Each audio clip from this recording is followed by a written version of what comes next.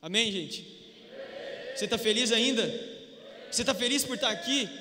Enquanto você está aqui sentado na cadeira, ouvindo a palavra, tem uma guerra acontecendo. Enquanto nós estamos aqui sentados, privilegiados, ouvindo a palavra de Deus, tem pessoas morrendo nos hospitais com câncer. Enquanto nós estamos aqui, tem muita gente que está acamado e gostaria de estar aqui. E será que nós estamos aproveitando aquilo que o Senhor nos dá como um presente?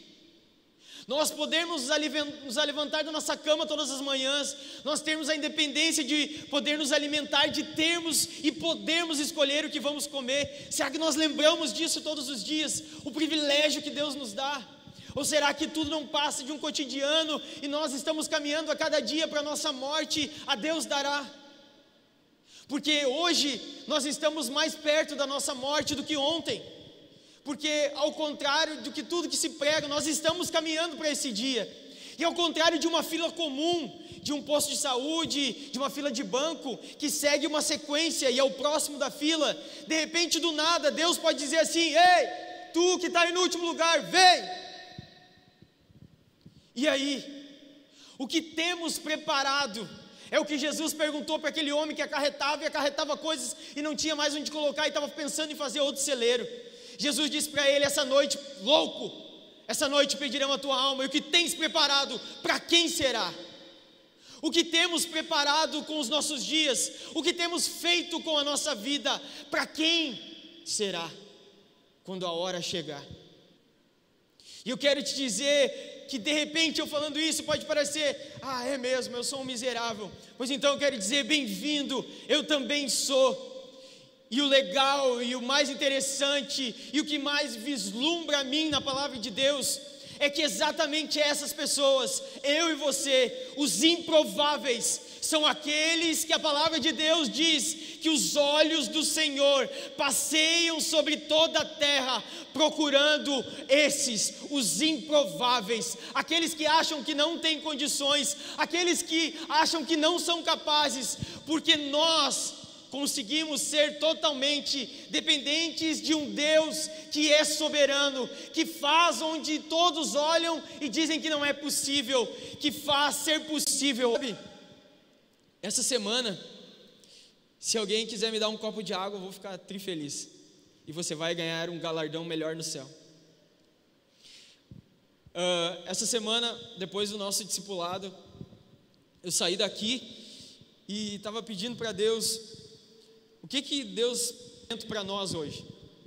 Porque eu sei que todos os dias Deus prepara um alimento para nós, nos nossos devocionais, naquilo, uma experiência do nosso dia, alguma coisa, em todo momento, durante todo o dia. Se estivermos sensíveis e com os nossos ouvidos bem atentos, nós conseguimos perceber Deus falando com a gente. Muitas vezes não percebemos e ficamos indiferentes, porque o nosso coração está distante. Muito obrigado. Glória a Deus pela tua vida. E aí eu estava pedindo para Deus, especificamente, o que seria o nosso alimento de hoje. E eu falei para o pastor Dionísio, eu senti muito forte. E como eu sei, e vocês também sabem, que se levanta um movimento cada vez mais forte de feministas. E esses dias eu estava ouvindo um debate, e eu vi o quanto que eles batem na Bíblia, dizendo que a Bíblia é machista. É machista para quem não lê a Bíblia. Então eu quero te dizer, se você que está nos assistindo online, de repente é uma menina muito feminista, ou uma mulher muito feminista, eu queria te pedir a tua atenção, por uns 30, 40 minutos no máximo. E eu quero te mostrar que a Bíblia, que Deus, Ele não tem nada de machista. E que essa palavra que Deus colocou no meu coração, não são só para as mulheres. Essa palavra é para todos nós. Porque a palavra de Deus usa homens e mulheres. E ela é tão atual quanto em todos os momentos, em todas as gerações, como se ela tivesse escrita exatamente para que lêssemos amanhã.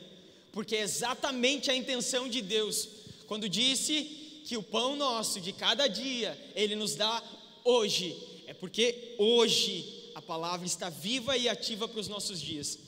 E eu estava pensando nisso, e eu fui dar uma pensada, porque eu sempre tento fazer o possível para levantar a minha esposa, porque eu achei interessante algo que o pastor Isaías falou, que ele disse, às vezes, e eu ouvi muitas vezes isso, e se você vem há algum tempo a mais, se você já conhece o evangelho, já frequenta mais tempo na igreja, provavelmente você já ouviu essa frase que é um clichê, de dizer que por trás de um grande homem de Deus, existe uma mulher. E eu sempre ouvi isso e sempre concordei, mas eu não concordo mais, porque eu acredito que do lado de um grande homem de Deus, existe uma mulher, não atrás, do lado, porque Deus tirou a mulher da costela, para que ela estivesse do lado, não atrás nem na frente, do lado, porque se nos casamos, nos transformando em um, quando levantamos a esposa, estamos nos levantando também, nós somos um. E é interessante porque eu tento da melhor forma, e ver muitas vezes errando, levantar o que a minha esposa às vezes tem de ideia, ou daquilo que ela pensa, mas também porque eu vejo Deus através da vida dela, e o que sempre me chamou a atenção nela, foi que ela sempre amou mais Deus do que a mim, e por isso eu tenho confiança na fidelidade dela, porque a fidelidade dela primeiro é diante de Deus. E eu comecei a pensar em algumas coisas loucas que passa pela minha cabeça e que muitas vezes ela me apoia, e uma delas foi largar o meu emprego depois de 11 anos, e ela me apoiou para isso. E nós temos uma filha pequena e nós temos várias coisas para pagar, e ela me apoiou, porque ela também entende que eu tenho buscado amar a Deus. Só que aí eu fui dar uma pesquisada nas outras mulheres loucas da Bíblia que apoiaram, na mulher de Noé, Noé chegando e dizendo, vou construir um barcão aí, porque nunca tinha chovido, vai chover muito, e eu vou pegar uns animais, porque o resto tudo vai acabar. Tu já pensou se a mulher de Noé diz assim, tu tá louco? E a mulher diz que não, e se a mulher bater o pé e dizer que não, é difícil de convencer o contrário. É ou não é verdade? Quem é homem aí está rindo porque sabe, é verdade. Se a mulher bater o pé, Jesus Cristo, só Ele mesmo para fazer ela mudar de ideia. E outra mulher, Débora, e aqui eu mostro o quanto, lá em Juízes, no capítulo 4, tem a história de Débora, e o quanto que Deus não é machista, porque Deus vai levantar Débora como uma grande juíza da sua época. Jael, que estava pareando a guerra depois, quando Débora estava lutando ao lado de Baraque, ela cravou uma estaca no coração daquele que era o grande inimigo do exército de Israel. Esther, que foi uma mulher que se posicionou com muita coragem. Ruth, que foi uma mulher corajosa de enfrentar totalmente o desconhecido ao lado de sua sogra, depois de estar viúva. Abigail, que era casada com Nabal, e se vocês for ler um pouco, vocês vão ver o quanto Nabal era loucão, e ela interviu na situação, quando Nabal meio que desafiou Davi, e Davi foi lá para tirar satisfação, e ele ia matar Nabal, e Abigail interviu na briga entre os dois, e fez com que aquela rixa não acontecesse, aquela grande tragédia acontecesse. E aí eu deixei por último, Maria. Para pensar, Maria com 16 para 17 anos, que mais ou menos se acredita, um anjo chegar para ela e dizer,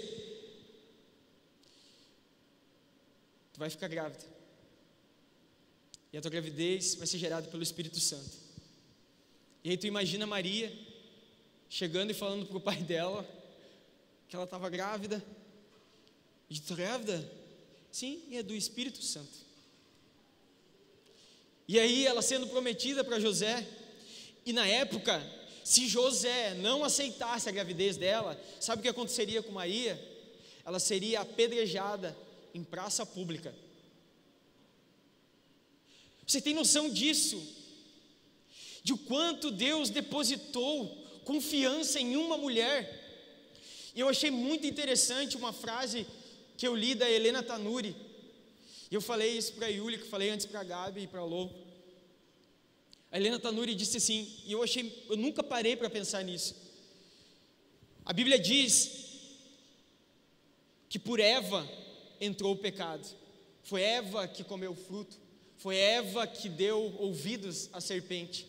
Mas Deus foi muito sábio, porque Deus poderia já ter colocado Jesus aqui com 30 anos para cumprir a sua missão. Mas Jesus escolhe o ventre de uma mulher para que nasça o Filho de Deus, uma regeneração para a mulher. A mulher deu à luz. Não estamos aqui adorando a Maria, nós estamos levantando uma mulher que sim, foi muito honrada, porque ela gerou no seu ventre o Filho de Deus. Para pensar na responsabilidade de um ser humano gerar o Filho de Deus dentro do seu corpo. E essas são algumas das mulheres que a Bíblia fala um pouco, mas não é dentro disso que eu quero me deter. Uma das mulheres que mais me chama a atenção, e é sobre ela que eu quero falar um pouco, e relacionar os nossos dias e a nossa vida com a vida dessa mulher, é sobre uma mulher chamada Raabe. E provavelmente, se você é alguém que lê um pouco a Bíblia, você já leu um pouco sobre ela, você já ouviu ela tanto lá no Antigo Testamento quanto no Novo Testamento, porque o nome dela aparece 5 vezes na Bíblia. E eu quero que você abra a tua Bíblia comigo em Josué capítulo 2. Nós vamos ler alguns versículos. Josué capítulo 2.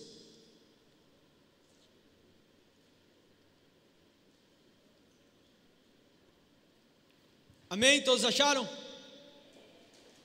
2 pessoas, amém? Todos acharam? 4 pessoas, amém? Todos acharam? Amém, vamos lá então. Josué capítulo 2. Da localidade de Sitim, Josué filho de Num enviou secretamente 2 espias dizendo: vão e observem a terra e a cidade de Jericó. Vamos lá para o versículo 15. Então ela os fez descer por uma corda pela janela, porque a casa em que ela morava estava construída sob a muralha da cidade. E disse a eles: vão para o monte para que os perseguidores não os encontrem.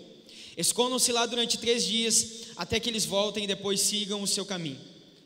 Eu não vou ler todo o texto, depois você pode ler todo o texto. Foi intencional pular do versículo 2 lá para o 15, porque eu quero te contar um pouco dessa história. O que estava acontecendo aqui? Josué tinha assumido a posição de Moisés, porque Moisés tinha morrido. Então agora Josué estava diante, liderando o povo, rumo à terra prometida, que havia sido prometido para Moisés, mas que Moisés não entrou nela.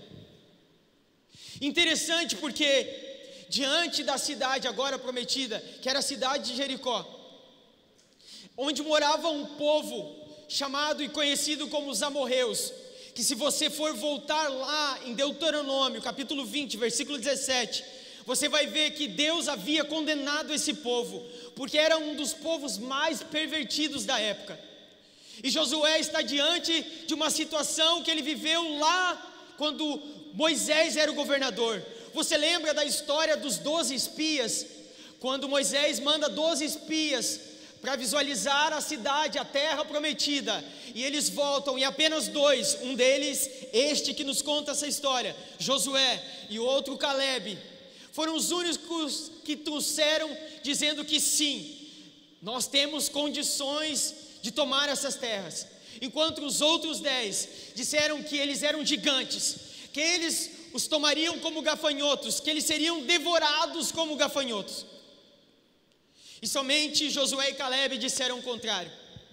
E agora mais uma vez Josué se vê diante da mesma situação, levantar agora sim, pela experiência que ele viveu, 2 homens de total confiança, e que trouxessem a realidade daquilo que eles iriam espiar, porque Josué trouxeram a verdade de uma terra antes visualizada pelos 12. Então Josué manda 2 homens de sua confiança, e a cidade de Jericó, ela era toda rodeada por muros, e esses muros, os historiadores acreditam que eles tinham mais ou menos 10 metros de altura, a 5 a 7 metros de largura. Eram muros gigantescos.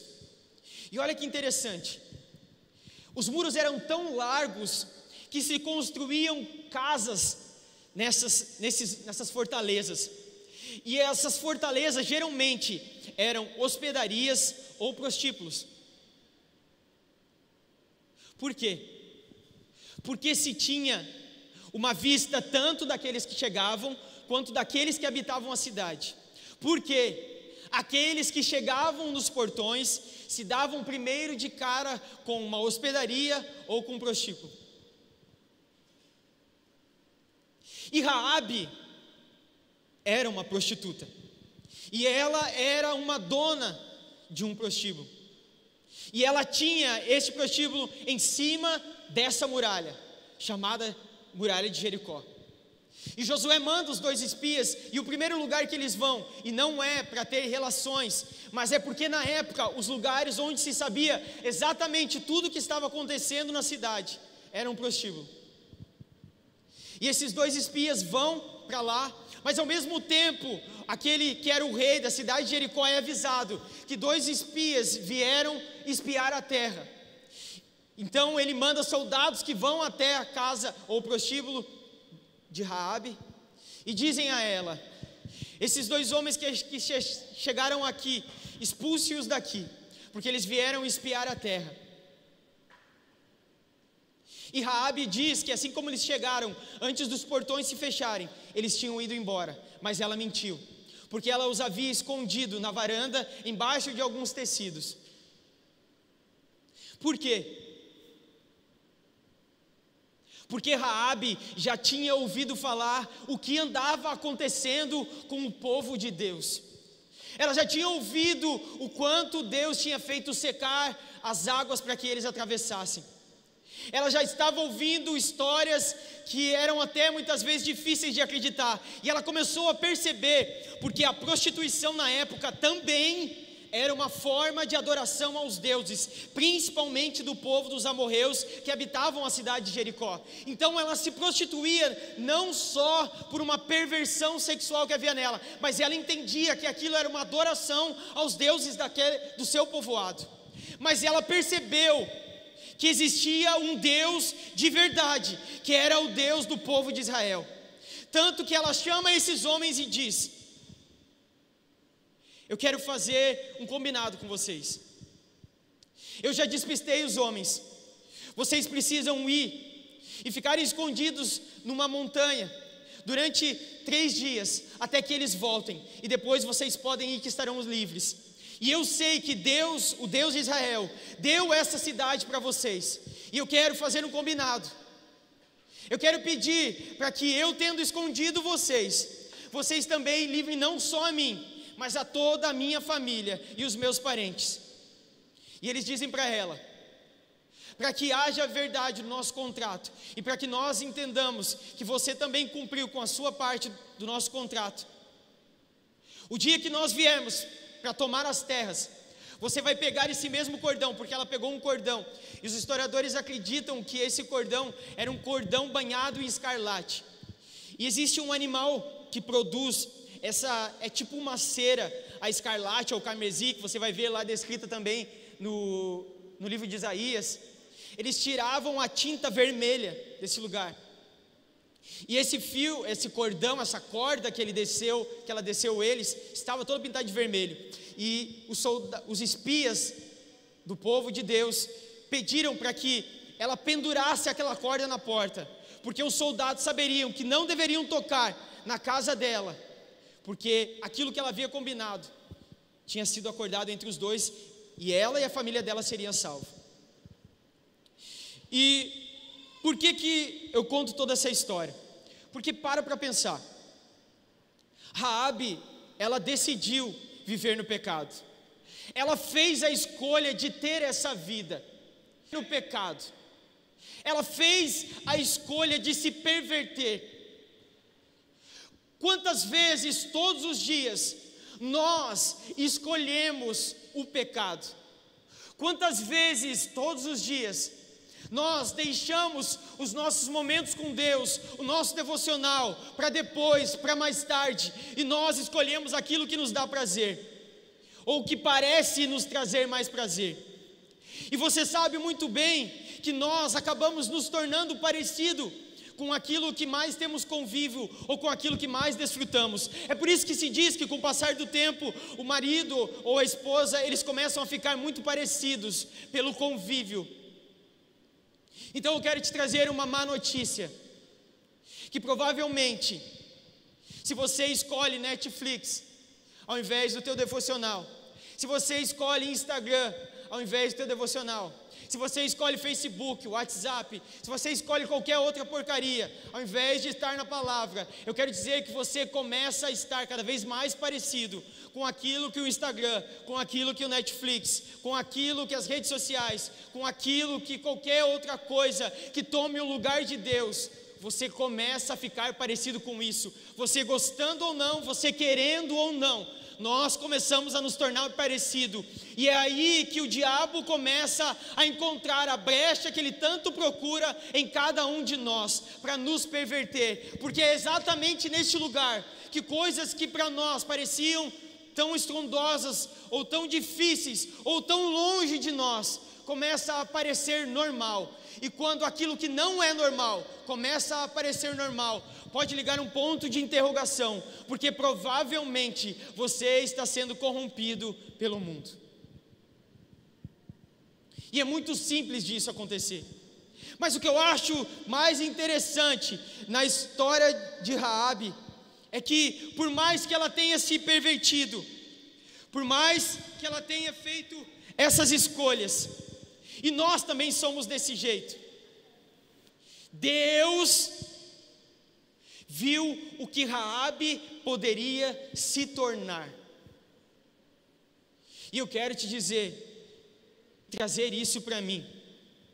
O Senhor olha para nós com um olhar totalmente diferente do que a sociedade nos olha, do que as pessoas à nossa volta nos olham. Ele olha com o olhar daquilo que podemos nos tornar.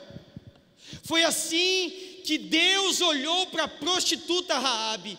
E eu digo em alto e bom som prostituta, porque a Bíblia fez questão de tratar ela sempre antes do seu nome como a prostituta Raabe, para mostrar o que Deus faz com uma prostituta, o que Deus faz com um morador em situação de rua, o que Deus faz com um bandido, o que Deus faz com um assassino, o que Deus faz com um pedófilo, o que Deus faz com alguém comum como cada um de nós, que peca no oculto quando ninguém vê, alguém como eu e você, que muitas vezes não é um assassino, mas mata pessoas no seu interior, com alguém que não é exposto pedófilo por todas as mídias, mas que lá na escuridão onde ninguém vê, procura por estes sites, por alguém que não está explícito em um adultério, em um escândalo, mas trai a sua esposa todos os dias, olhando foto de mulheres seminuas nas redes sociais. Sabe por quê? Porque eu e você, nós somos muito bom em maquiar situações, em vender alguém muito bom aos olhares dos outros, porque nós somos as redes de Instagram, de visual, de Facebook, de tá tudo bem. Porque muitas vezes você pergunta para uma pessoa, e aí, tá tudo bem? Tá tudo bem. Só que nós somos muito bons, assim como Raabe, em guardar coisas.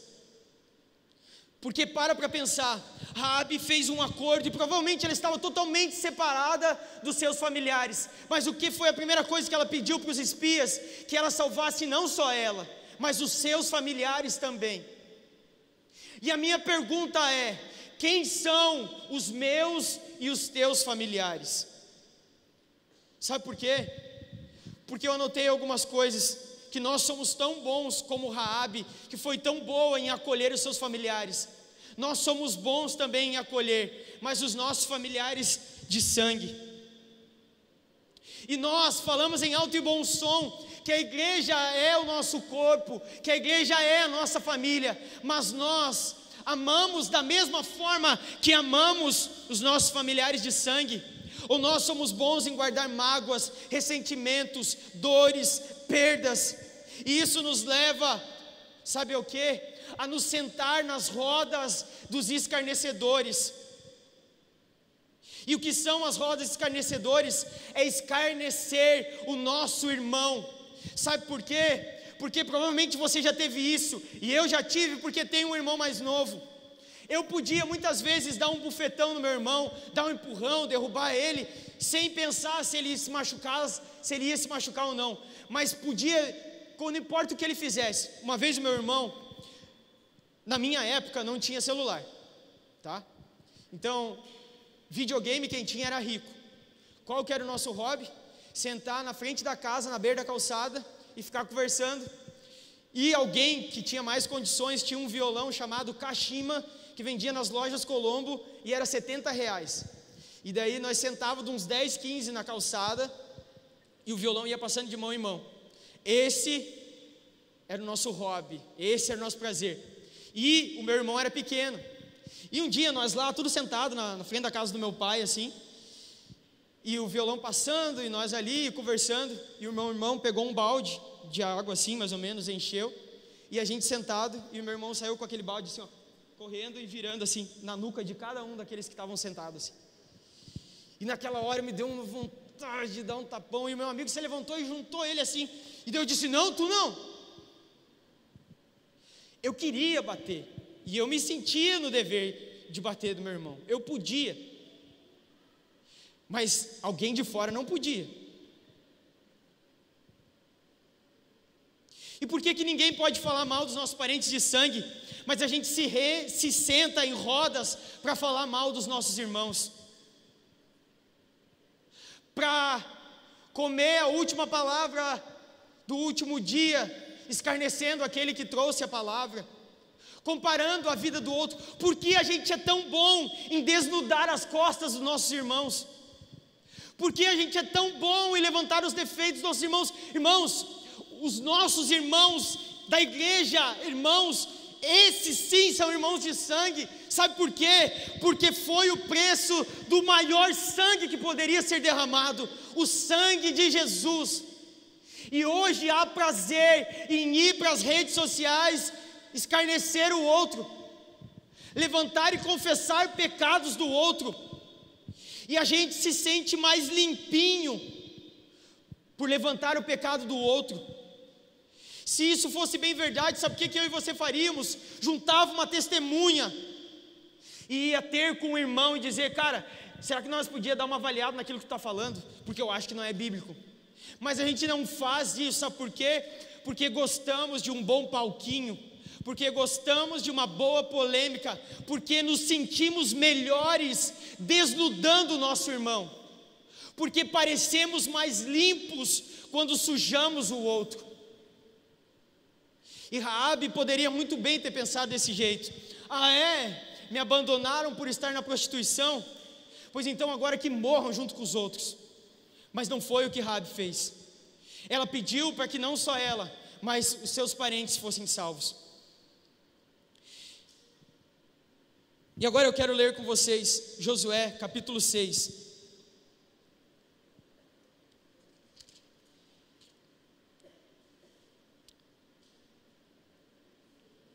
Versículo 22.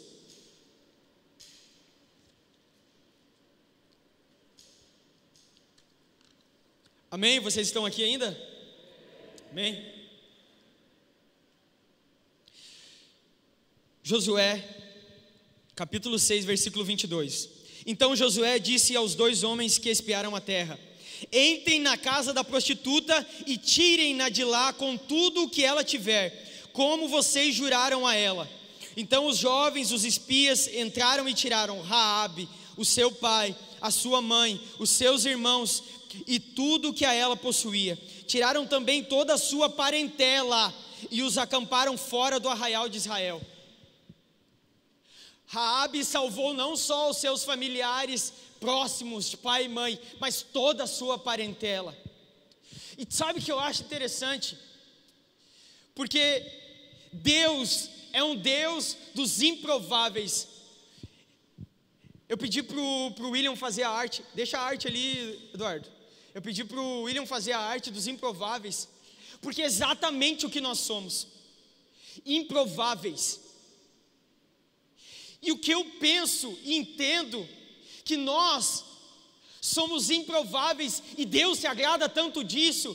Sabe por quê? Porque os improváveis, eles não têm força no seu próprio talento, eles não se baseiam naquilo que eles podem fazer, não, eles se sentem incapazes, e Deus se agrada daqueles que são incapazes, porque aonde existe uma incapacidade, Deus vê que Ele pode colocar a capacidade dEle, e transformar e fazer visível aquilo que é invisível, e trazer à luz aquilo que está em trevas, e transformar e mudar gerações, porque Deus é campeão em fazer isso. E se você for pegar todas as histórias dessas mulheres que eu li, todas as histórias dos homens que estão na Bíblia, todos eram improváveis, todos eram incapazes, e aí Deus vai lá e os levanta para mostrar que a capacidade não está no homem, e para provar mais uma vez aquilo que está escrito na sua palavra, que é tudo por Ele, para Ele, por Ele, todas as coisas. Não se trata da nossa vidinha medíocre e das coisas que nós nos preocupamos, tão supérfluas, tão fúteis, mas do plano maior de Deus. E aí eu quero que você vá comigo, porque essa história não acaba no Antigo Testamento, não acaba lá num dos primeiros livros depois do Pentateuco, que é o de Josué, e eles vencem, você sabe a história, eles rodearam as muralhas, e as muralhas caíram pela imposição de Deus. Eles não fizeram nada, eles só marchavam, e no último dia eles gritaram e tocaram trombetas, e as muralhas caíram, mas a casa de Raabe inteira foi salva. E sabe o que eu acho interessante? É que diz, os espias falaram para ela, coloca o cordão, esse, pintado com o carmesim. Lá um pouco antes, quando todos os primogênitos foram mortos, as portas eram pintadas de sangue, e para mim tudo isso nada mais era do que um prelúdio do que Jesus faria por nós, os improváveis, com o seu sangue, nos tornando capazes, nos tornando limpos, para que nós tivéssemos acesso àquilo que jamais teríamos capacidade de conquistar, o trono da sua graça. Você não entendeu o que eu falei, meu irmão? Você tem acesso ao trono da graça de Deus. Você sabe o que é isso? Você tem ideia do que é isso, meus irmãos? E aí parece que a história de Raabe vai ser esquecida, mas abre a tua Bíblia em Mateus, o primeiro livro do Novo Testamento. Mateus, capítulo 1, o primeiro texto. Diz assim, a genealogia de Jesus Cristo. Mateus capítulo 1, Novo Testamento, muitos e muitos e muitos anos depois da história de Raabe, a prostituta. Livro da genealogia de Jesus Cristo, Mateus capítulo 1. Livro da genealogia de Jesus Cristo, filho de Davi, filho de Abraão. Prestem atenção, versículo 2. Abraão gerou Isaque, Isaque gerou Jacó, Jacó gerou Judá e os seus irmãos. Judá gerou Pérez e Zera, cuja mãe foi Tamar. Foi Raabe, Raabe, a prostituta, aquela dos amorreus, a vendida, aquela que era totalmente improvável, entrou na genealogia de Jesus Cristo. Ela era a tataravó de Davi.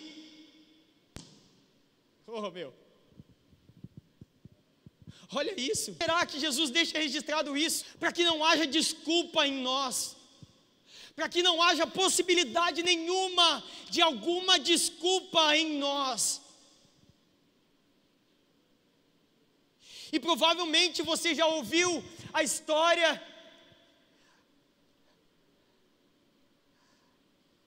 de Ruth.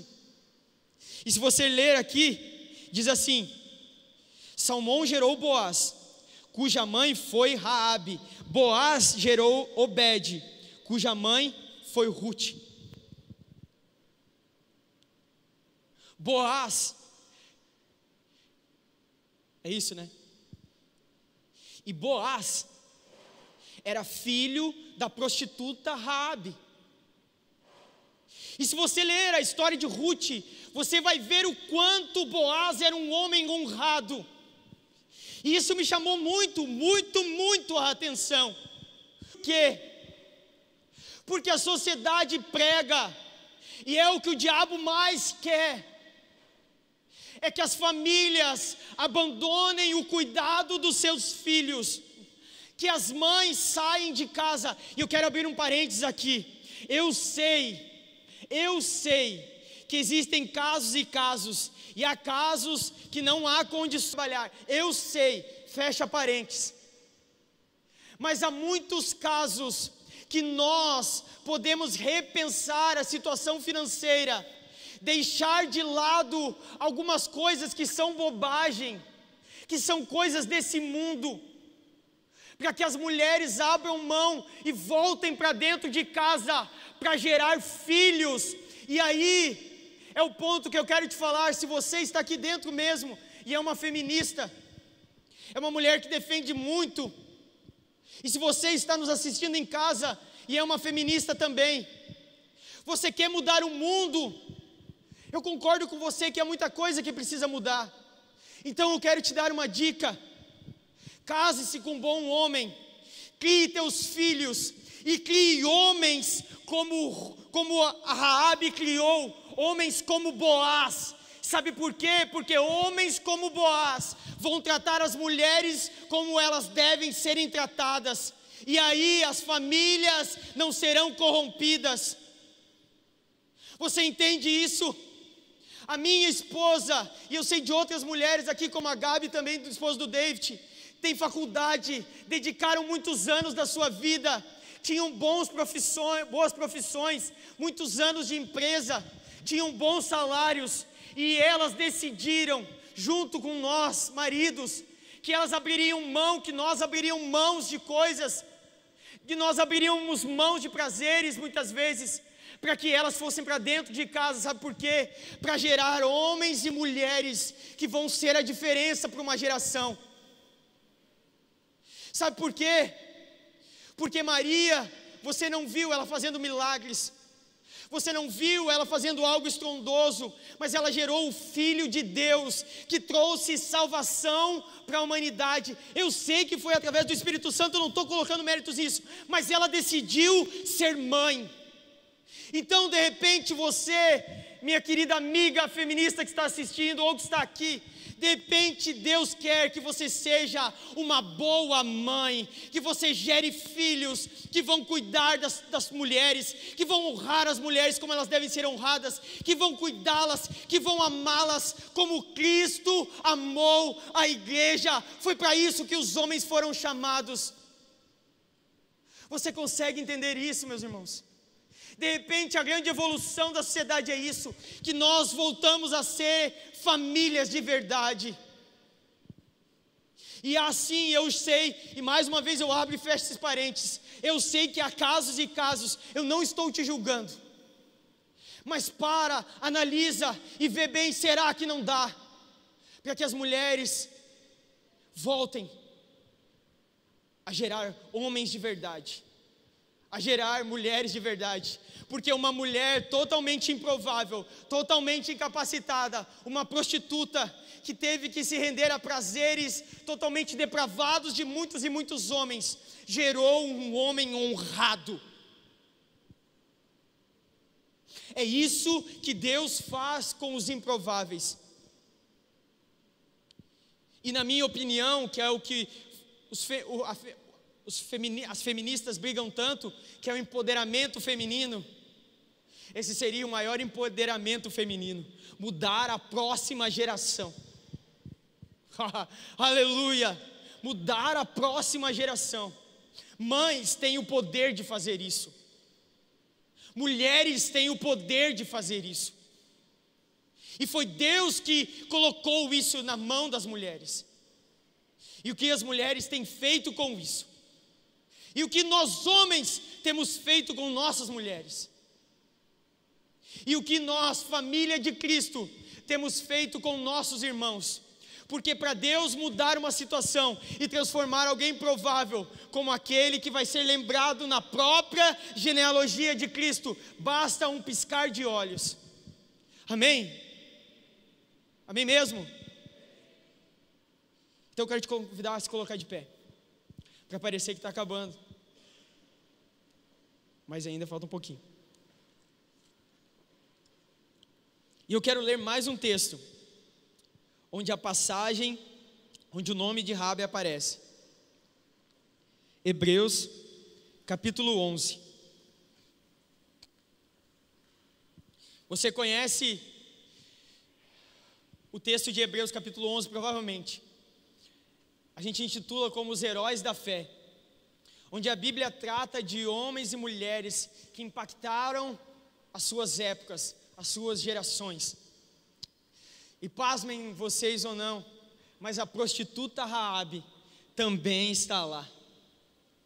Hebreus, capítulo 11, versículo 31. Vou ler do 30.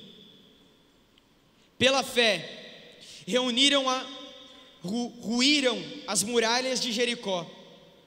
Depois de rodeadas por 7 dias, pela fé, Raabe, a prostituta, não foi destruída com os desobedientes, porque acolheu os espias em paz. Mais uma vez aparece Raabe. E de repente você chegou aqui essa noite, ou você está nos assistindo, ou você já veio aqui durante algum tempo, e você pensa, beleza, tu fala porque é fácil, porque Deus te colocou aí. Ou tu veio aqui para apontar o dedo na minha cara, porque você não sabe a situação que eu passo, você não sabe como eu caminho, tu não sabe o problema que eu tenho passado. Exatamente, essa palavra é para mim e para você, porque nós somos os improváveis de Deus, para que Deus mude as nossas vidas, para que Deus faça acontecer onde não há possibilidades, porque Deus, Ele é o mais perfeito em fazer isso. Porque só não foi com Raabe, com Ruth, com Tamar, com tantas outras mulheres. Eu não li esse livro, tá? A Yúlica me deu para mim ler um pouquinho, porque fala sobre a história também de Raabe, mas eu li o prefácio ali, li mais algumas coisas no meio, mas se a Yúlica disse, eu confio. Esse livro é muito bom. A Yúlica leu com as gurias do discipulado também, então eu quero indicar esse livro, como eu sempre indico algum livro, é do John McTour, é 12 mulheres extraordinariamente comuns. Como Deus usou as mulheres da Bíblia e como Ele pode usar você. Deus quer usar você, mulher, homem, jovem, criança, velho, não importa. E para Deus não há desculpas. Não importa se você foi ou é uma prostituta, não importa se você é um adúltero, não importa se você é viúvo ou viúva, não importa se você é separado ou não, não importa a tua situação, não importa onde você esteve até aqui, esse é o limite, porque Deus não se importa com o que passou, porque o sangue dele nos purifica de todo o pecado, e a partir do momento que nós nos colocamos em uma posição, porque há algo que só eu e você precisamos fazer, Raabe também precisou se posicionar, porque ela poderia muito bem, e eu sei que de repente alguém pode dizer assim, então Deus concorda com mentira, porque Raabe mentiu. Não, Deus não concorda com o pecado de Raabe, mas Deus sabia que ela estava sendo modificada, transformada. Deus estava vendo a Raabe regenerada, que estaria fazendo parte da genealogia de Cristo. É essa Raabe que Deus estava vendo.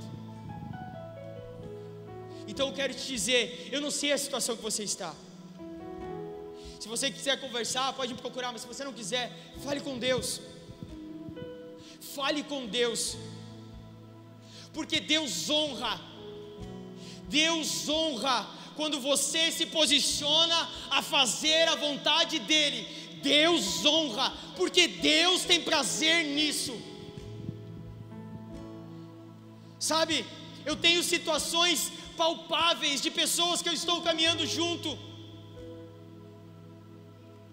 de durante muito tempo muitas coisas não estarem acontecendo e não conseguir dar passos maiores, e quando começou-se a confessar, a colocar para fora, a se posicionar, vencer os seus medos, Deus, como que num piscar de olhos, como que num sopro, como que num vento, como num temporal de verão que passa, começa a mudar a situação, começa a transformar, começa a gerar vida, exatamente como as torrentes do Negueb. É exatamente igual. No deserto as águas começam a passar, e o que fica para trás agora não é mais um deserto, é um jardim florido, com uma diversidade imensa de cores, porque é isso que Deus faz. E Deus tem prazer de fazer coisas improváveis.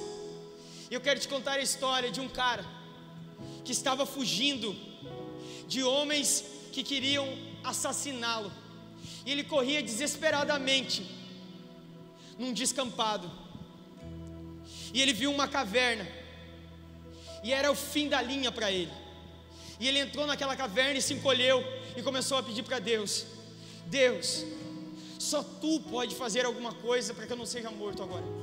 Só Tu pode fazer alguma coisa para que eu não seja morto. Só Tu pode fazer alguma coisa para que eu não seja morto. Só Tu me torna invisível. Mata esses homens antes deles chegarem aqui, mas faz alguma coisa. Enquanto aquele homem estava cocado naquele pequeno buraco, ele viu que uma aranha surgiu, e a aranha começou a tecer uma teia em todo aquele buraco. E de repente ele começou a ouvir os passos daqueles homens se aproximando do buraco. E quando aqueles homens chegaram, um deles falou: nesse buraco com certeza ele não está, porque a teia de aranha não está arrebentada. E por que eu estou te contando essa história? Não menospreze os pequenos atos que Deus possa estar gerando na tua vida. Não menospreze os pequenos frutos. Uma boa árvore, um pé de enxerto, os primeiros frutos são poucos, são pequenos, não são tão saborosos, mas com o passar das colheitas, essa árvore ela começa a dar bons. O tempo passa, mais saborosos os frutos ficam. Então não menospreze as pessoas que passarem pela tua vida, não menospreze os conselhos da tua família, não menospreze os conselhos de homens e mulheres de Deus que se levantarem para te aconselhar, não menospreze as pessoas que se chegarem na tua vida, não menospreze o agir de Deus, porque Deus é campeão em fazer do nada tudo. Deus é campeão de fazer aquilo que não é ser. Deus é campeão de trazer vida onde há morte. Deus é campeão de florescer onde é deserto. Deus é campeão, e Ele está aqui nessa noite. Eu quero te convidar a fechar os teus olhos, que você fale com Ele nesta noite. Eu não sei se você está na posição de Raabe, ou se de repente você está já num bom jardim. Mas mesmo num bom jardim, há podas a serem feitas. Eu quero te convidar para que nessa noite, se alguma coisa vinha acontecendo que te separava ou que te distanciava de Deus, que essa noite seja o limite, e que a partir de hoje uma nova história comece na tua vida. E eu não sei, e eu posso dizer que você provavelmente não estará na genealogia de Cristo, mas eu posso dizer que o teu nome estará no livro que o Samuel iniciou o culto lendo, o livro da vida do Cordeiro, que homem nenhum é digno de desatar os selos, de desamarrar o livro. Mas calmem, existe um que é digno, e este digno escolheu se transformar em indigno, escolheu levar sobre si o meu pecado, o teu pecado, o pecado da prostituta, o pecado do assassino, o pecado do pedófilo, o pecado daquele que é pornográfico, o pecado daquele que é adúltero, o pecado de toda a humanidade. Este que é digno de desatar o livro, de abrir os selos, Ele escolheu levar sobre si. E eu quero te dizer mais: esse mesmo homem, em espírito, está aqui nessa noite. Só que ao contrário de Satanás, que chega invadindo, ele é educado, e ele bate a porta do meu e do teu coração nessa noite. E ele diz mais: se essa noite você abrir a porta, eu entrarei e cearei contigo.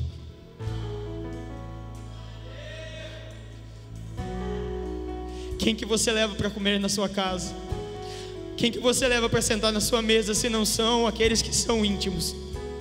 O Senhor te chama para intimidade com Ele, para comer na mesa com Ele, repartir o pão, como o Ben-Hur cantou aqui. Ore. Você não precisa da minha oração.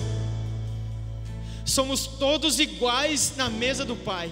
Ore, ore, fale com Ele. Se você está na tua casa, ore, fale com Ele.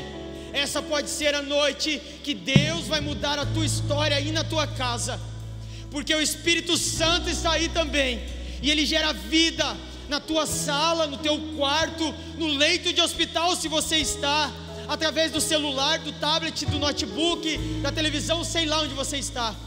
Aí o Senhor, o Espírito Santo gera vida.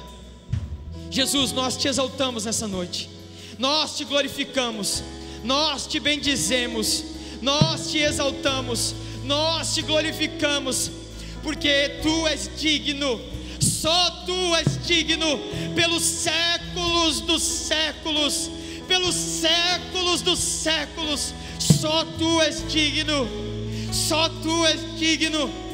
E assim como os 24 anciãos prostrados decidem tirar as suas coroas, esta noite nós nos prostramos diante de Ti e decidimos abrirmos mãos das nossas vidas para colocar diante de Ti, para viver o Teu reino, para viver para Ti, para viver por Ti. Porque se há pessoas, se há irmãos nossos que clamam desesperados, assim como toda a criação, gemendo, chorando, para que os filhos de Deus se revelem, essa noite, Senhor, para Ti, e te pedimos, gera em nós espíritos de filhos que clamam por Ti, Pai, que clamam por Ti, por uma geração corrompida, adúltera, longe de Ti, mas que serão regenerados pelo sangue de Jesus, pelo sangue de Jesus, aleluia. Nós declaramos dias de salvação no meio das prostitutas. Mulheres como Raabe se converterão, os seus corações se converterão ao coração do Pai. Nós oramos por mulheres aqui entre nós, jovens e adolescentes, que já têm pregado no meio de prostitutas, que elas se levantem ainda com mais fé, com mais convicção, para gerar vida nesses lugares. Nós oramos e levantamos jovens, adolescentes, que vão evangelizar nos pubs, nas boates, nas raves, Senhor, que vão se levantar para orar nos hospitais, para que pessoas sejam curadas, restauradas. Nós oramos por homens e mulheres que vão se levantar para pregar entre os seus parentes, entre os casais, homens e mulheres que vão abrir mão dos seus empregos para levantar uma família estruturada, Senhor. Nós oramos por homens e mulheres que vão entrar nas escolas, homens e mulheres que vão mudar de emprego, se transformar em professores, para levantar a próxima geração convertida a Ti, Jesus, até que Tu venha, Senhor, até que Tu venha, Jesus. Eu oro essa noite, Jesus, por todas as mulheres que estão aqui, Senhor. Eu oro por todas as mulheres que estão aqui nessa noite, Senhor. Eu oro por todas as mulheres, Senhor. Levanta, Senhor, jovens, mulheres mais idosas, que vão aconselhar as meninas mais novas, meninas que estarão com seus ouvidos atentos aos conselhos das mulheres mais maduras, mulheres que vão abrir mão dos seus empregos para cuidar dos seus filhos, mulheres que vão levantar e impulsionar outras mulheres para que vão mais longe do que elas já foram, mulheres cheias do Espírito Santo, mulheres que terão visões, que terão sonhos, que falarão em novas línguas, que estarão empurrando os seus maridos, andando lado a lado deles, mulheres que vão transformar a próxima geração. Em nome de Jesus eu oro por isso. Eu te agradeço pelo culto dessa noite, em nome de Jesus. Aplauda a Cristo bem forte, bem forte, bem forte, aleluia.